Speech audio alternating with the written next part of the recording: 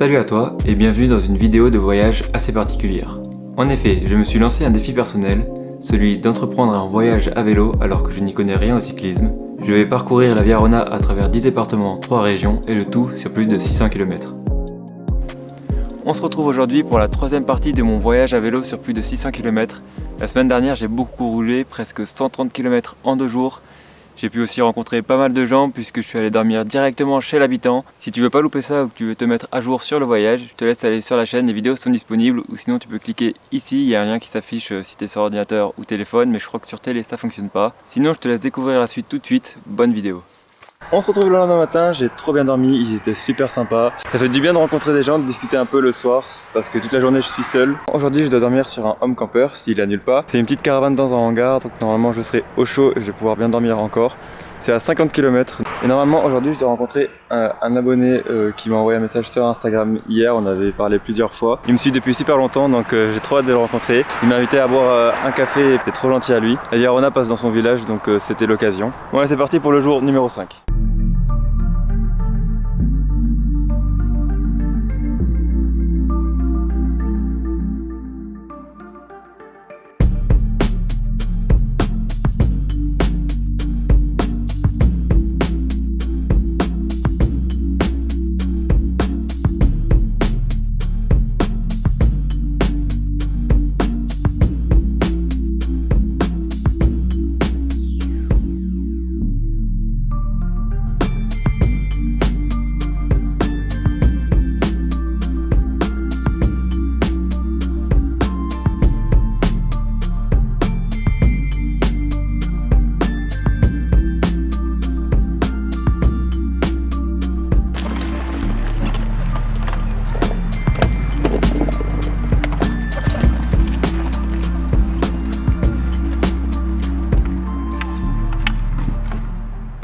La rencontre avec le bœuf de trotteur, Raphaël de son vrai prénom, était super cool.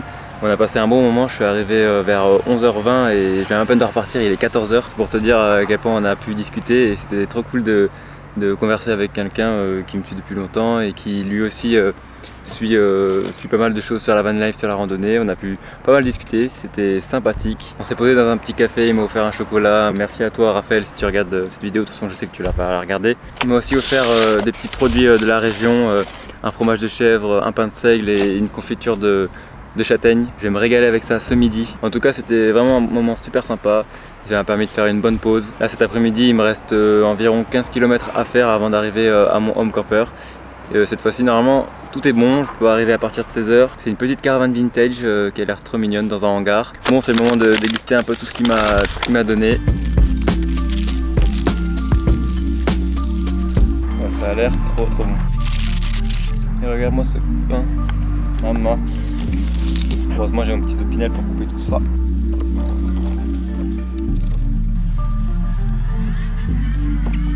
C'est trop bon, merci à toi. Je me régale.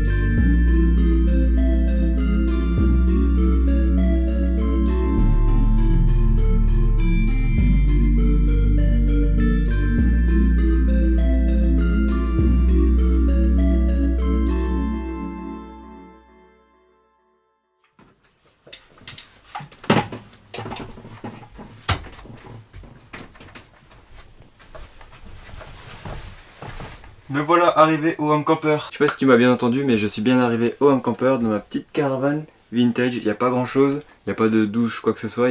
J'ai fait un petit room tour. De ce côté un petit réchaud comme dans notre van. Le matériel nécessaire pour faire la cuisine, quelques petits restants que les gens ont dû laisser. Un frigo, bon même si j'en ai pas besoin. Une petite cafetière. Elle m'a même mis un ventilo, un chauffage d'appoint. Il y a des petites toilettes d'urgence pour la nuit, mais sinon il y a des toilettes sèches dans le jardin. Le lit juste là, des petites fenêtres. Il y a de quoi couvrir les fenêtres pour la nuit, c'est parfait. Voilà, hein, je me suis bien installé dans la caravane, c'est trop cool. J'ai payé 15 € la nuit, donc ça va, c'est pas trop excessif. J'ai aussi pu prendre une douche chez mon hôte, donc ça c'est bien. J'ai pu aussi faire la lessive, comme d'hab. Il est assez tôt, il est un peu plus de 16 h. J'ai fait juste 50 km aujourd'hui. C'est passé nickel, ça m'a permis de me reposer un peu pour la suite. La caravane, elle est située en plein milieu de la campagne, tout proche de la Via Rona, donc ça m'a même pas fait faire un détour. Je crois que ça fait faire un détour de 2 minutes à peine. J'ai même une petite terrasse privative. Franchement, je suis trop bien là.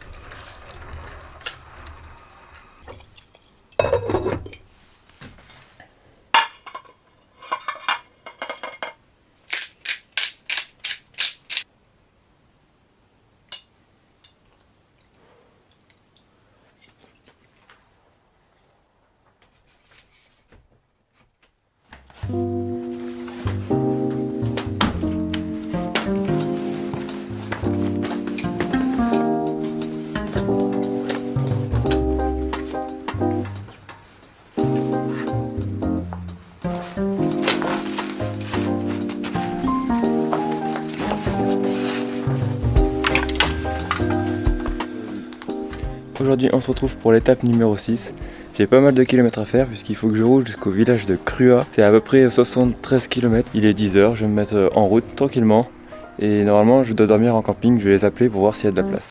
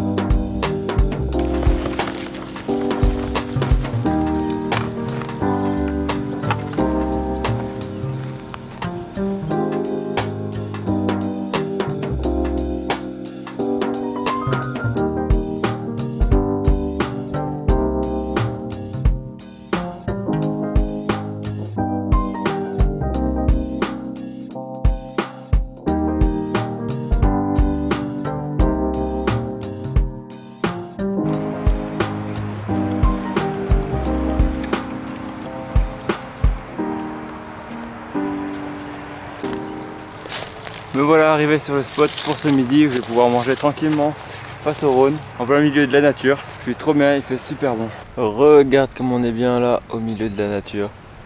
Que des arbres partout. Ça fait du bien de se retrouver ce petit genre d'endroit super sympa. Tout près de la Via Rona qui passe juste là derrière moi. Bon, j'ai remangé un riz préparé Björg.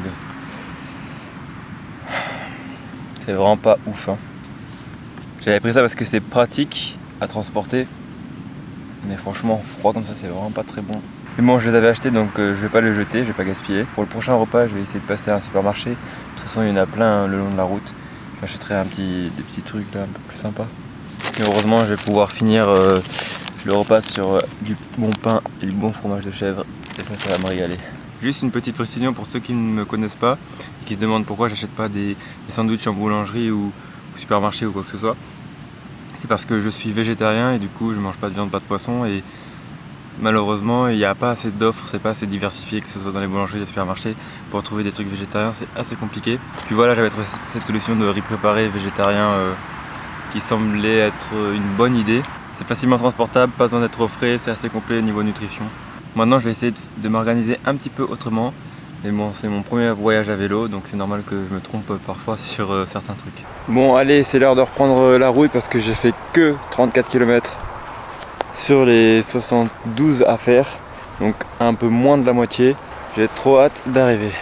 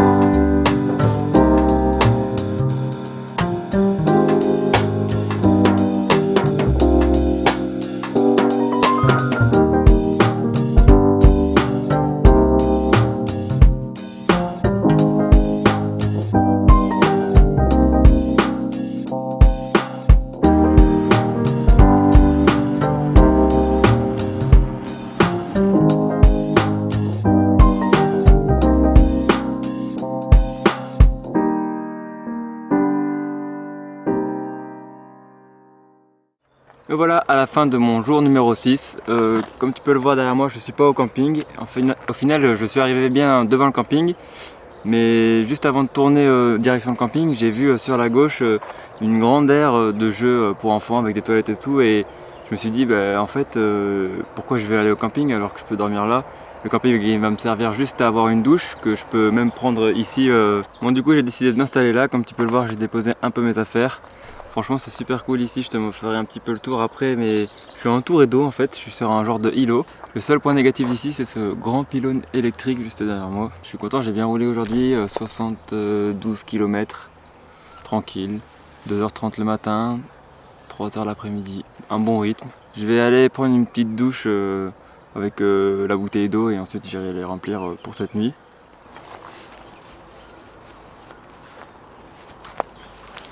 Tout à l'heure, je suis passé au Intermarché qui était sur la route, donc j'ai pu acheter de quoi manger pour ce soir.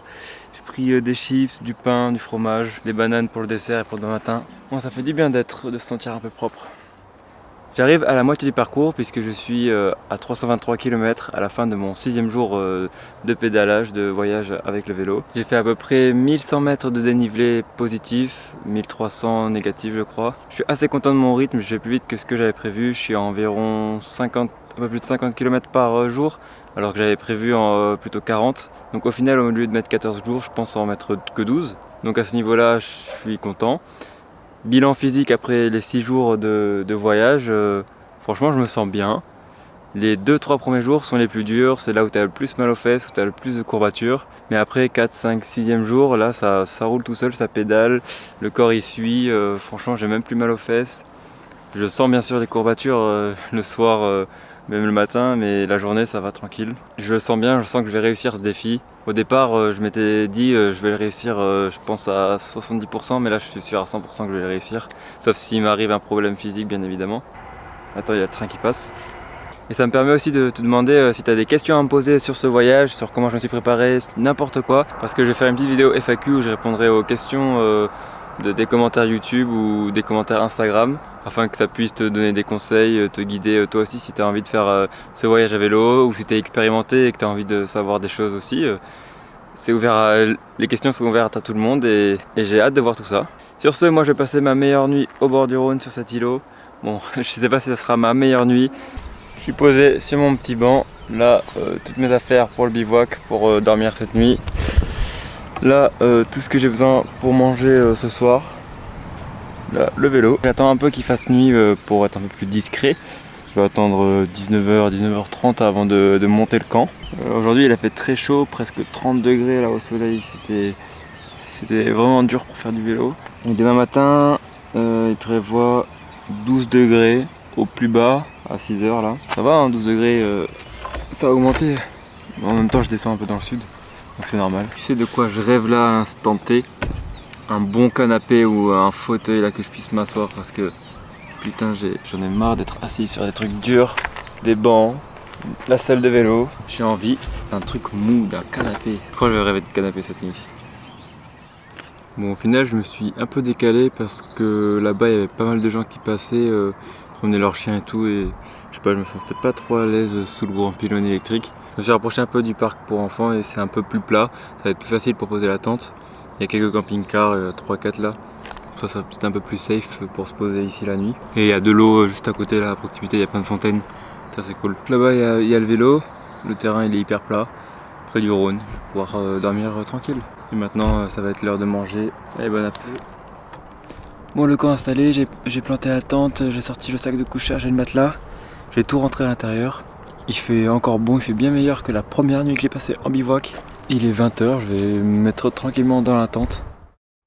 Merci d'avoir regardé la vidéo jusqu'au bout. Je suis déjà à plus de la moitié du voyage puisque je suis à plus de 300 km. Je te laisse t'abonner si tu veux découvrir la suite du voyage. En tout cas, elle arrive la semaine prochaine, dimanche à 10h. La bise.